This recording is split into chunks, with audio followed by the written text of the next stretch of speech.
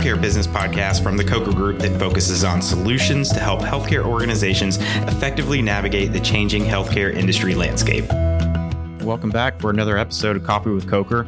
My name is Mark Reibolt, and I'm the host. On today's episode, we are talking once again with one of our team members who's been on the podcast a couple times in the past, but Roz Cordini heads up our compliance services as well as our coding services.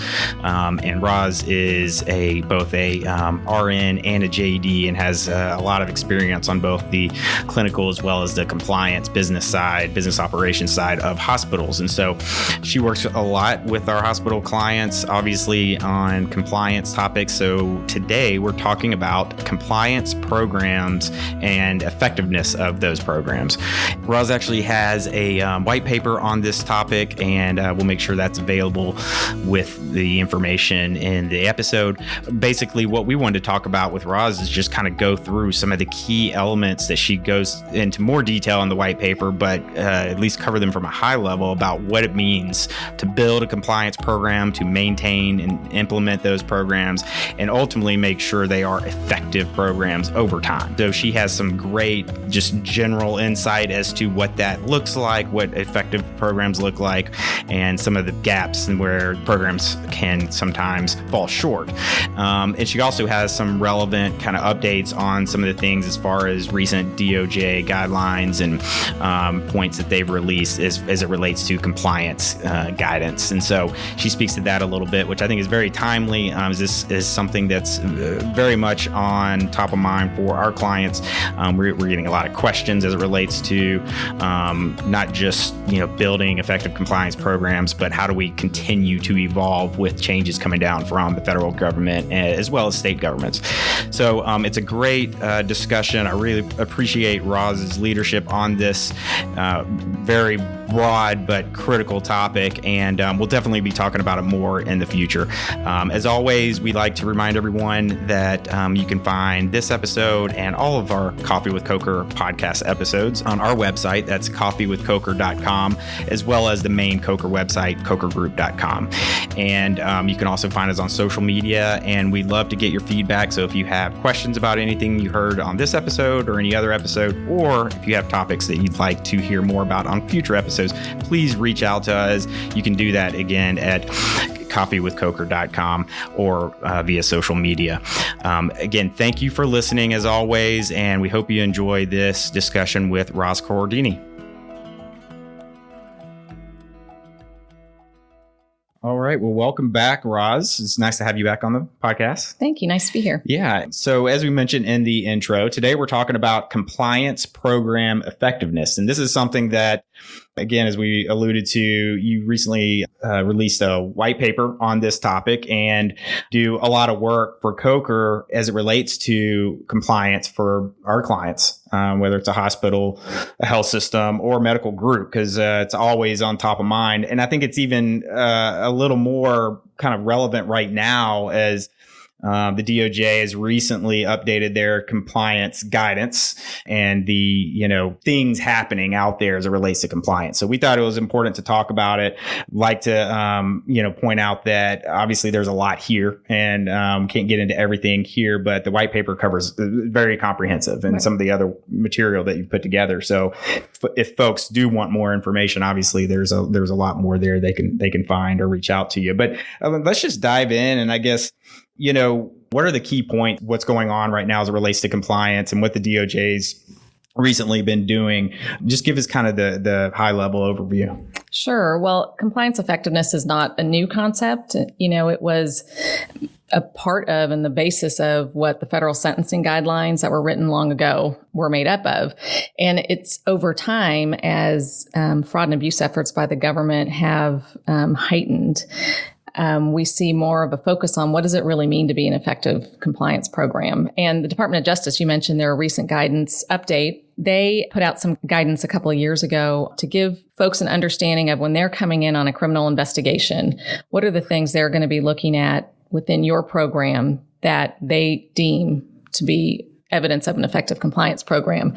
And I find it interesting that just 2 years after that initial guidance, they've updated their guidance and it's even more comprehensive. And so I think it's a real eye-opener to everybody in the industry to slow down and take a look at that, because their continuous focus and even more particularized focused on what they view as elements of an effective compliance program is something we should all be considering. Because of that, those recent updates and, the fact that they were just updated after 2 years, is it made very clear? Meaning if you're in the compliance department at a health system, is that something that's pretty standard to stay on top of? Or, is it almost like changing continuously? It would seem challenging, I guess, is what I'm getting to stay on top of. Right. And so, on the one hand, you can say, well, what makes something effective? And, you say, well, it works. Well, that's kind of a no-brainer. But when you really look at the components of a compliance program, which is very complicated, and there's so many factors that come into play, you can understand why not only is it difficult to keep your arms around, but there's certain factors as a compliance officer that you don't have any control over. Yeah. And can have a direct impact on whether or not you're able to really lead the organization into having an effective compliance program. Yeah, because I think I remember you mentioning one of their requirements is effective implementation. And that seems just at a high level fairly subjective. How does someone... What is kind of the distinction for success if you're a compliance officer or you're working in a compliance department? What kind of distinguishes effective, if you will? Well, so just using the Department of Justice's framework, they really broke it down into 3 fundamental questions. Number one, how robust is the structure of your program? So, do you have all of the elements in the program that are required? But then number 2, how well are you implementing it? And that's where I find most individuals in hospitals and practices have the most trouble, because when you talk about implementation, that's where you have these other external forces being put upon the program, one of which is the whole concept of tone at the top. And tone at the top is also very difficult because, most CEOs and boards that I work with are very supportive of compliance in word and in action. Most of the time. But what becomes really difficult is when you have issues affecting, for example, in a hospital setting, physicians, there tends to be a desire to maybe step back and sometimes handle things differently than you might otherwise handle it. And that's understandable. But what you sometimes end up with is treating things differently within the organization and not necessarily with the compliance officer's input or direction. And so, one part that the DOJ focuses a lot on, and I think it's really important, is what is the stature and authority of the compliance officer? Because in that example I just gave you, if you have a compliance officer who is a lower level employee, they're going to have a difficult time potentially going, head to head on an issue like that, on what they believe is the right thing to do. And it's very difficult. But if you have a compliance officer, in a equal stature and authority, ranking, et cetera, as some of your other executives in the organization, you're going to have more of a collegial communication and kind of equal power base, with which to do that. And that's just an ongoing problem in compliance. Well, that was one of the interesting things I got from your white paper, in that I was surprised to see, it sounds like they're fairly specific about that officer, that individual needs to report directly to the CEO and have that kind of equal stature in the organization. Right. They are very specific. And, I'll also say that there's an understanding that if you have a, small hospital, small practice, it may not be possible, and you have to, do what you can do with your resources. But the most important thing in terms of the compliance officers reporting is that they have direct access to the board of directors. And that is to ensure that if there are any concerns or issues, there's an avenue for the compliance officer to deal with that without feeling like they're going to be, retaliated against or have other difficulties. But that circles back to implementation and tone at the top. And, the question is, how engaged is the board in compliance actually?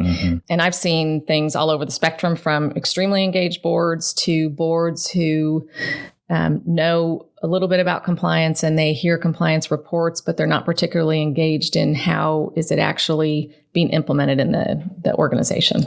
And also, I know you made a point about this as well, but it seems like not only does that create a little bit of parity as far as the management, but also it ideally would involve them in the strategic planning process and some of the ongoing decisions that implement those strategic plans. I think that would be critical. That way you're not having to continuously follow up from a compliance perspective on a lot of these things, but you can kind of drive compliance as you're driving these different programs. And that's actually an excellent point, because if you don't have your compliance officer, with a seat at the table and all those discussions, number one, you don't have the benefit of your compliance officer helping direct you through potential barriers or landmines that may not even be on the front end. Right.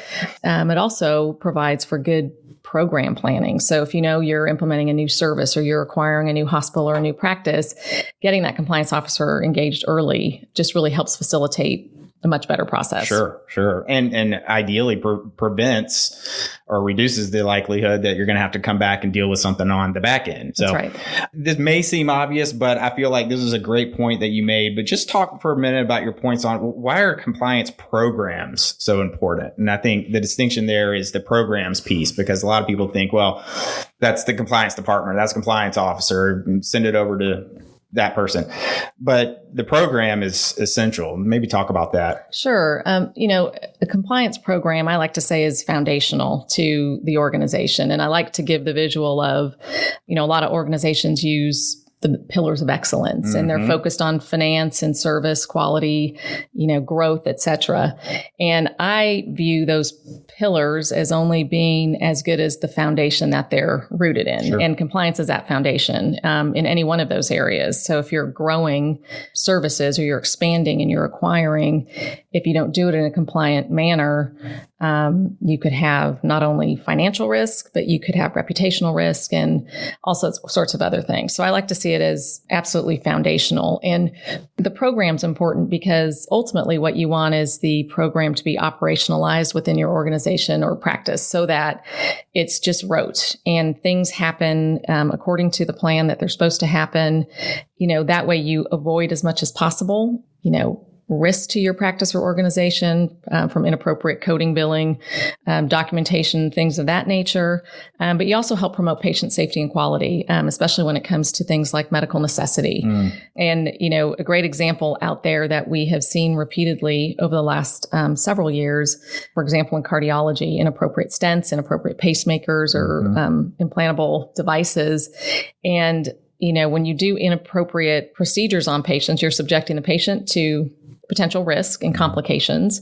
And clearly, and all the ones that have been subjected to settlements and whatnot, just huge financial risk to an organization. So without that program in place, identifying your risks, monitoring to those risks, et cetera, without a good program in place, you just subject your organization to risk. I think it's critical to talk about the patient safety and quality and those types of things. And then there's the other side that ties to business transactions that go on. So, since we do so much work in the transaction side of the hospital physician world, and you get into compensation and fair market value guidelines, how many clients have we worked with where they have multiple models, different parameters for their comp plans, things like that, but only to come back on the back end and say, hey, maybe we need to get this thing more coordinated and get these different specialists and different clinicians on the same type of model and the same structures, those types of things, which is much harder that way to go back on the back end and do that. Right. Yeah.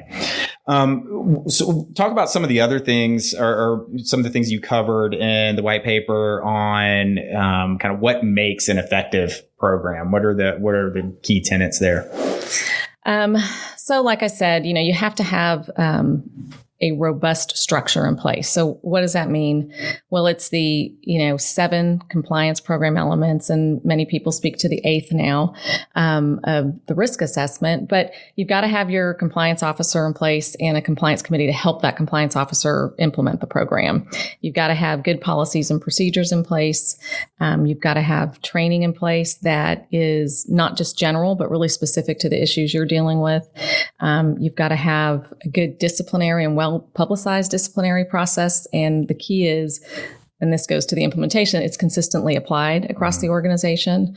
You have to have some type of mechanism for confidential reporting throughout the organization. You've got to have a solid program of auditing and monitoring. Again, according to the risk assessment that you've done, as well as, a good investigation and response process. So everything's coordinated. You stop the offending, activity immediately, deal with it, and move on. So the structure is just critical.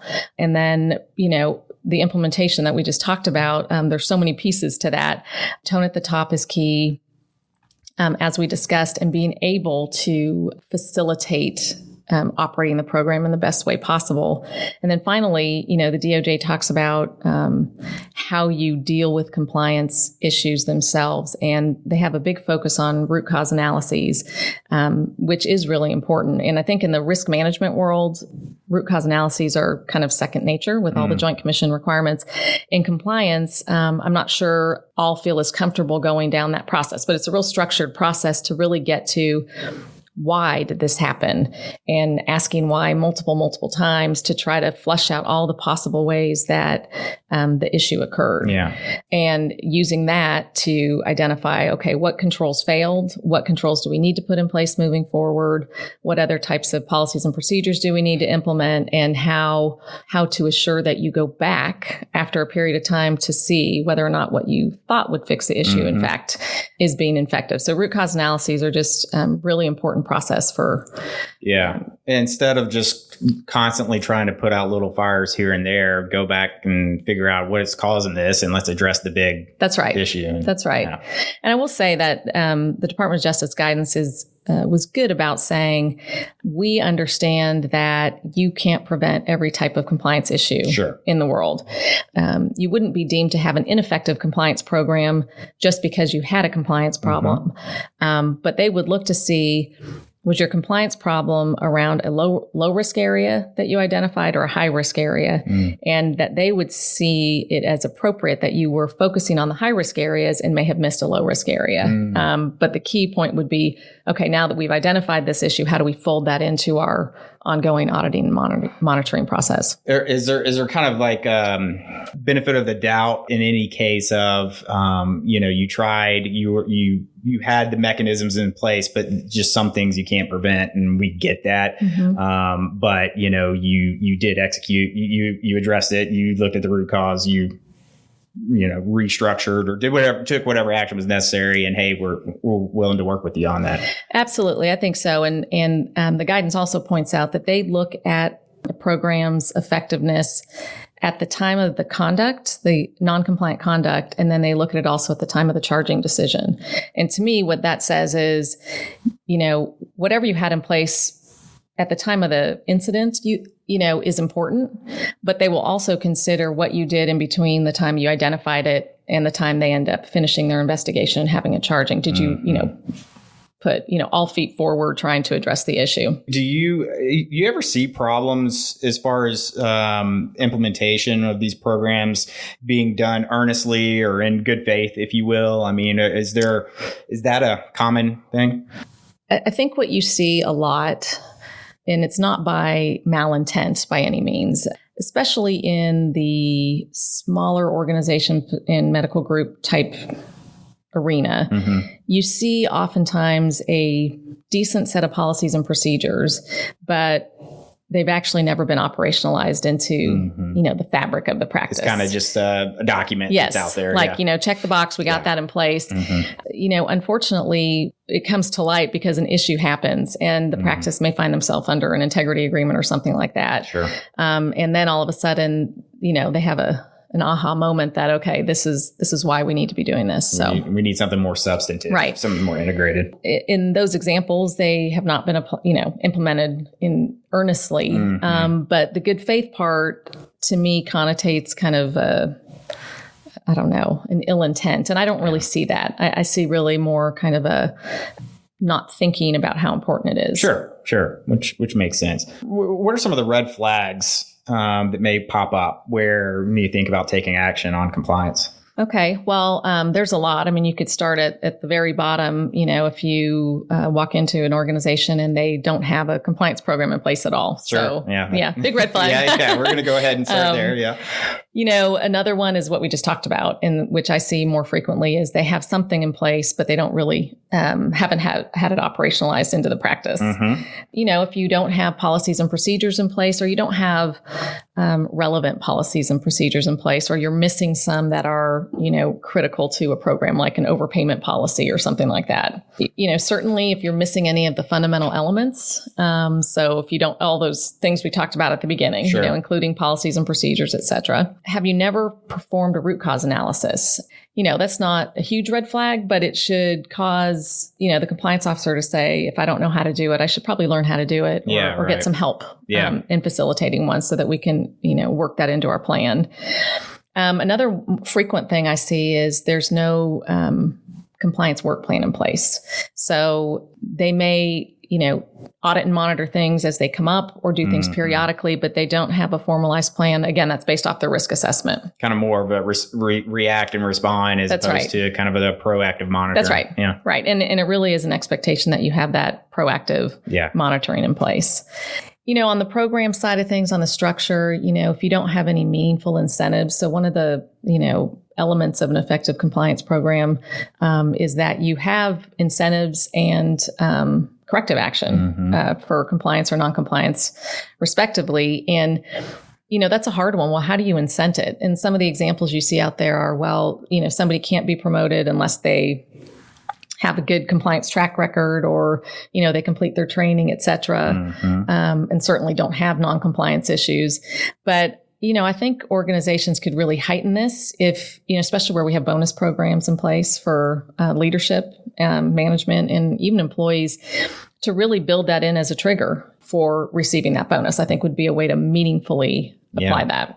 If the compliance officer is not really in equal status to other senior leaders, again, I think that's one of the biggest barriers programs have. Well, I think that goes to how is compliance embedded in the culture of the organization, right? That's absolutely right. If it's this kind of, it's this necessary evil, let's, put them in a different building and never talk to them, hopefully, unless a fire pops up, which hopefully doesn't happen. Yeah, exactly. You absolutely. see that a lot. Out of sight, out of mind. Right. Hopefully we don't need them, that type of thing. But versus like we talked about, the proactive, it's embedded in everything that we do, and it's not intended to be, it's not a necessary evil, it's necessary, and it can be very beneficial for us, and particularly in preventing risk downstream. Well, that's right. It really is an investment. And in organizations that view compliance as an integral part of that team, far and away do better than those that don't. I would say that investment is going to pay off significantly. Absolutely. And maybe it's sometimes hard to correlate, it's hard to tie, but and quantify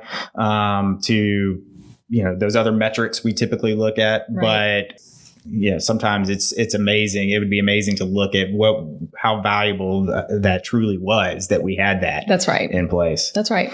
Yeah.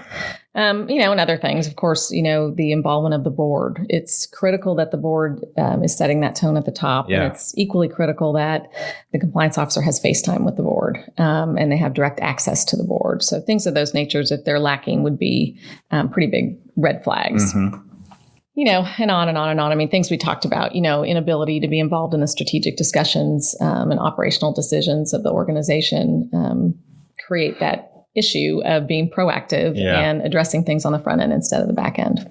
So. Well, the thing, just kind of bringing it full circle here, the thing I think is really probably the more interesting takeaway for me, at least, looking at it from not a legal perspective, but at a management level, how important it is for this to be viewed as, hey, this is a critical component for us to getting it right. That's Whatever right. we're doing, we're going to get it right on the front end. When we do mess up, we're going to address it and not just, again, put out fires as they come up, but, put a system in place to prevent those fires. And then, have it a part of our culture in a positive way. Right. And not, just this kind of, again, like I said, necessary irritant. evil. Yeah, right. Yeah, just like something that's a burden constantly, or somebody telling me I can't do this or can't do that.